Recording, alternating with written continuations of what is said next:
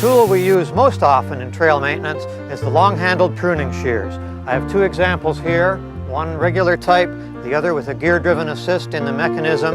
In either case, the main thing is that we have a long handle for good leverage, we have a sharp blade, and this is capable of cutting branches of up to 2 or 3 centimeters in diameter. The bow saw is the other tool that we use very often in trail work for your routine maintenance.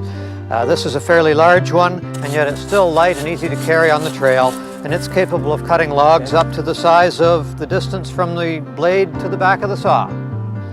When you're carrying a bow saw on the trail, you should always protect the blade with some kind of a sheath. This one's just made out of a piece of wood. It's good for the saw, and it's also a good safety feature. The pickaxe. And this is useful especially if you have to move earth or stones in extremely hard or stony ground. And Lord knows we have lots of stony ground on the Niagara Escarpment. Another tool we use occasionally in trail work is the mattock. This one we use if we need to move a little bit of earth on the trail treadway or to dig a ditch, a drainage channel. You see it has a crossways blade on this end, up and downways blade on the other end, and this can be a very handy tool. It can also be used for chopping roots and things like that that are in the trail. The other most useful tool is the one that I'm using right here. Is a grub hoe. Although this is only a half a grub hoe, it's very useful. It's my favorite. It's light and it's easy to carry around, and I can use it almost on anything, from breaking rock to moving dirt.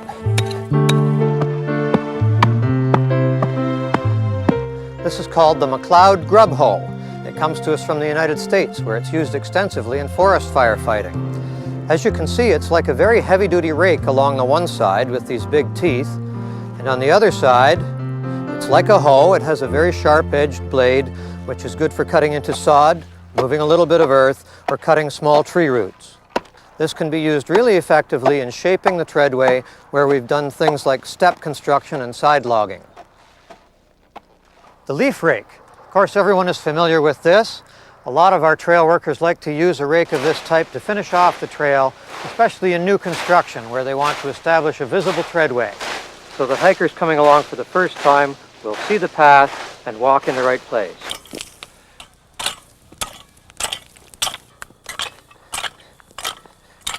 Of course, we occasionally have to use a shovel on the trail as well. I have two types here, the short-handled spade and a long-handled round-nosed shovel.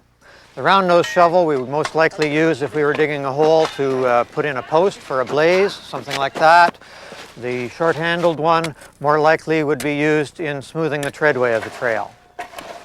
The sledgehammer, of course, is well known. We use the sledgehammer for pounding in stakes, particularly if we're installing side logging, water bars, or steps. And a sledgehammer with the good weight that you have in the head there gives you a really good, solid pounding for your stakes.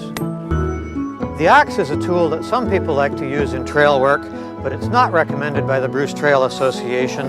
It's not a particularly useful tool, and it can also be extremely dangerous, so we recommend that you leave it at home. This is a weed slasher, used for clearing herbaceous growth of grasses and weeds from the trail. You see it has a sharp-toothed blade along both sides so that you can swing this tool in both directions and clear away that stuff that grows up tall in the late part of the summer. Using this tool is fairly hard work though, and you can really work up a sweat doing this.